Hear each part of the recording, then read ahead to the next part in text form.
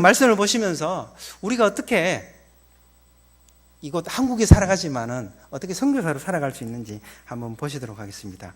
오늘 말씀은 아브라함에 대한 말씀입니다. 믿음의 조상으로 우리들이 잘 알려져 있습니다. 그러나 저는 이 아브라함을 선교의 조상으로 그렇게 부르고 싶습니다. 아브라함은 먼저 본토 친척 아비집을 떠나 하나님만 바라보는 그곳에서 살아갔습니다.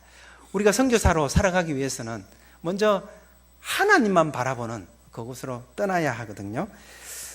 그래서 아브라함은 하나님의 떠나라 하는 이 명령을 받고 본토 친척 아비집을 떠났습니다. 여러분, 이 본토 친척 아비집이 어떤 곳입니까?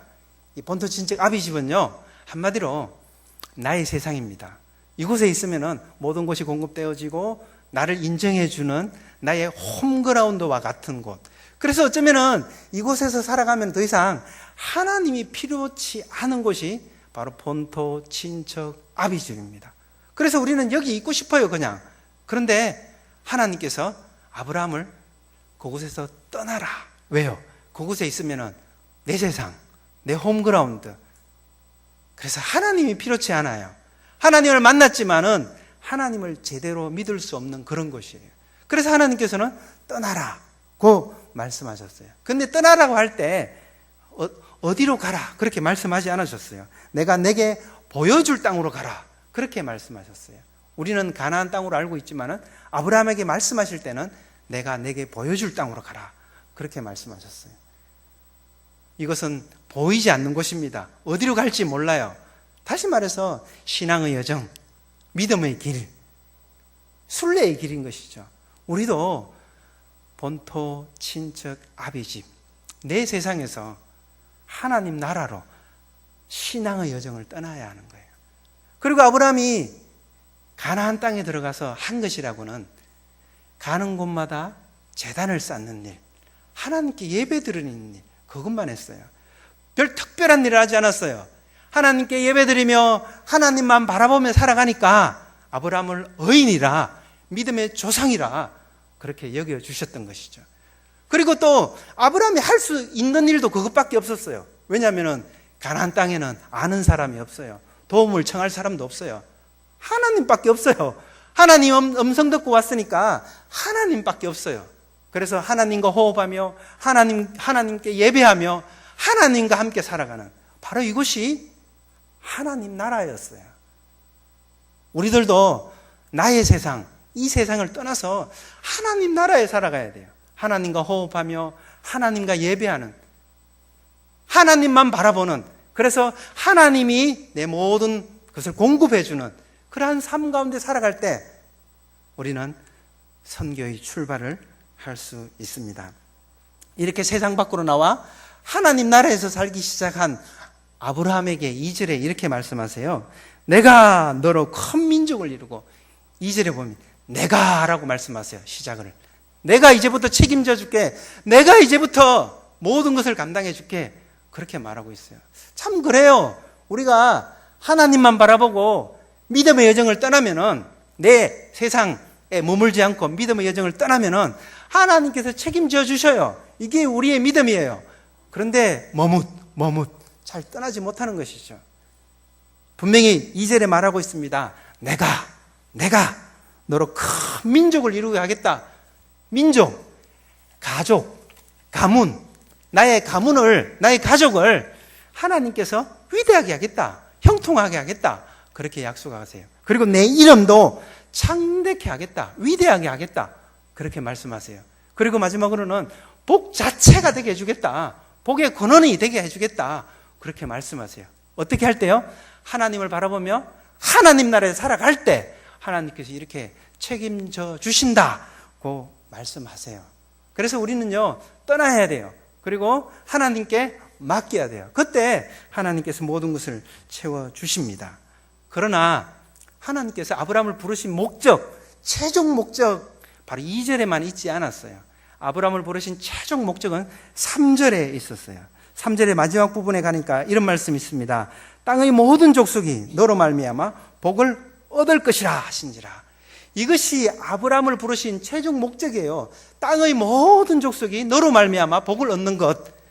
다시 말해서 우리를 부르신 하나님의 목적은요, 나에게 복을 주고 나를 형통케 하고 나의 가문을 위대하게 하고 거기서 그치는 것이 아니라 이것을 통해서 나에게 준 복을 세상 사람들도 내 이웃 사람들도 누리게 하는 것, 이것에 있었어요. 그래서 하나님의 말씀을 받아 떠난 아브라함, 그리고 아브라함의 후손 이스라엘 백성들, 하나님의 복을 받아서 지금도 잘 사는 것 같아요. 유대인들이 떠나서 하나님 말씀 그리고 하나님만 바라보고 살아가니까 복을 받잖아요. 그런데 구약시대는 여기서 거쳤어요. 나를 통해서 세상 모든 민족들이 복을 받는 그곳으로 나아가지 못했어요. 다시 말해서 구약시대 어떻게 했습니까? 이스라엘 백성들이 내 민족, 우리는 선민이야. 그리고 이방 사람들은 니들은 이방인이야 라고 하면서 배척해버렸어요. 자기들만의 하나님으로 만들어버렸어요. 어쩌면은 그 시대가 오늘날 교회에도 그대로 지속되는 걸 수도 있어요. 왜냐하면 교회에서 하나님과 함께 그 복을 누리며 우린 살아가잖아요. 그리고 더 이상 이것을 나누질 않아요. 나같이 세상에 나가질 않아요. 그래서 구약시대로 성경이 끝나지 않았어요. 신약이 필요했고요. 예수님이 오셔야만 했어요. 그래서 예수님께서 다시 이 세상에 오셔서 때가 찼고 하나님 나라가 왔으니 회개하고 복음을 믿으라고 선포하시기 시작하셨죠. 그리고 예수님을 따르는 제자들 그렇게 살아갔고요. 예수 제자들을 따랐던 지금까지의 교회들이 하나님 나라를 전하며 살아갔던 것이죠.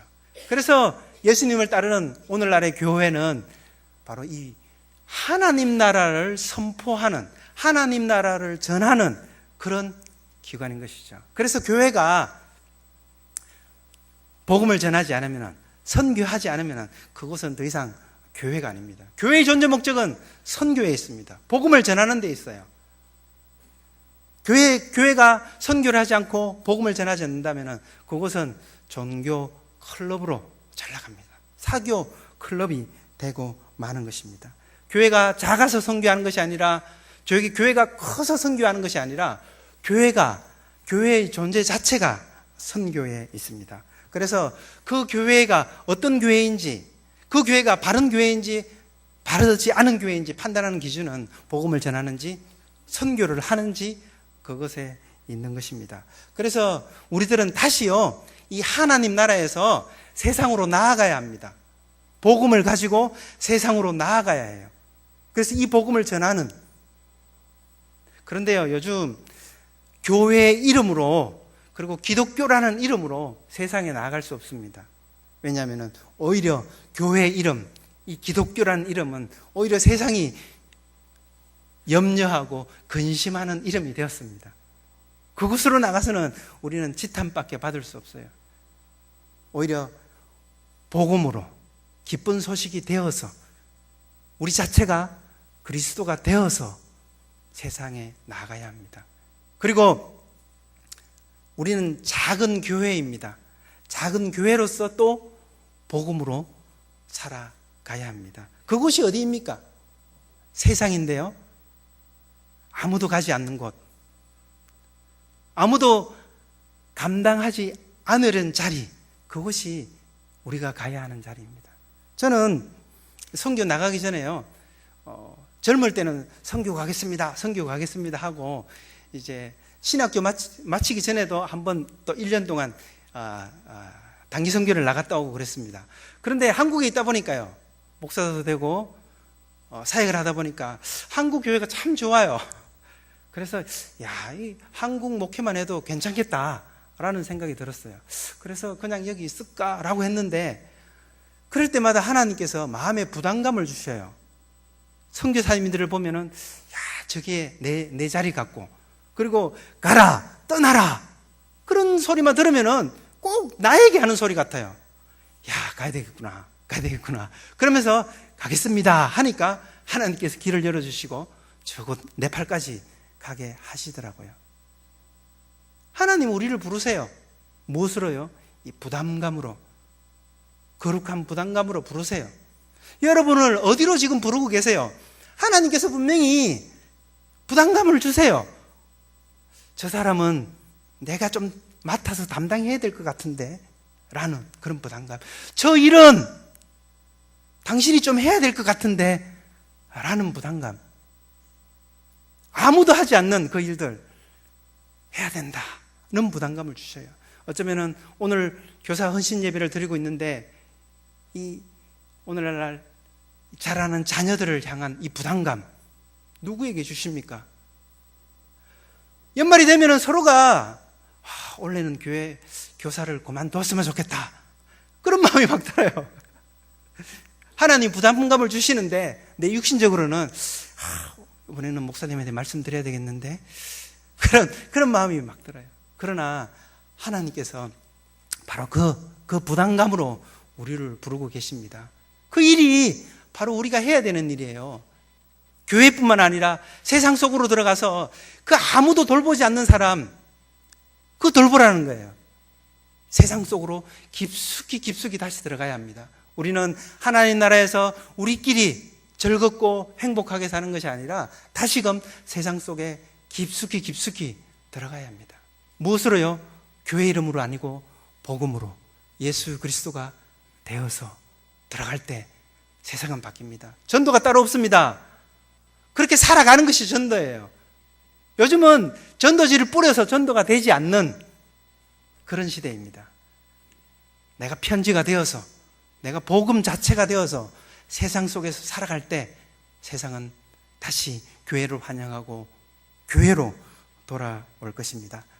저는 멀리 네팔에서 그냥 살아가고 있는 거예요. 하나님과 호흡하며 하나님과 예배하며 살아가는 거예요. 그리고 그들에게 예수님을 조금 나눠줍니다. 그리고 선교사라 그렇게 이름을 듣고 있습니다. 여러분들도 충분히 선교사로 살아갈 수 있습니다. 어떻게 해요? 다시 세상 속에 하나님께서 부담감을 주시는 그 자리에서 묵묵하게 복음이 되어서 그리스도가 되어서 하나님과 호흡하며 살아간다면 우리는 여기 이 자리에서 하나님 나라의 선교에 동참하는 선교사가 되는 겁니다. 아이들을 가르치는 게 얼마나 힘듭니까? 구함을 쳐도 저도 이제 중학생 아이들 그리고 초등학생 아이가 있는데 차 타고 같이 가면은 욱욱하고 올라올 때가 너무 많아요. 그들에게 진짜 잘 가르쳐야 하는데 그게 참 안 되더라고요. 남의 아이 가르치는 게 얼마나 힘듭니까? 그러나 그것이 우리가 감당해야 되는 일이다. 하나님께 말씀하고 계십니다. 오늘날 교회에 교회학자가 없는 것이 얼마나 많습니까? 한국교회의 미래가 어떻습니까?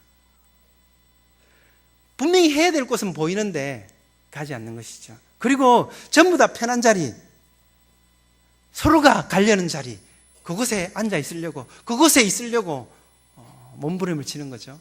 마땅히 내가 있어야 될 자리, 너만이 있을 수 있는 그 자리에는 전부 다 내팽개치고 떠나는 것이죠. 이것이 오늘날의 현실입니다. 그러나 우리는 오늘 예수 그리스도를 본받아 복음이 되어서 살아가는 여러분들 되길 바라겠습니다.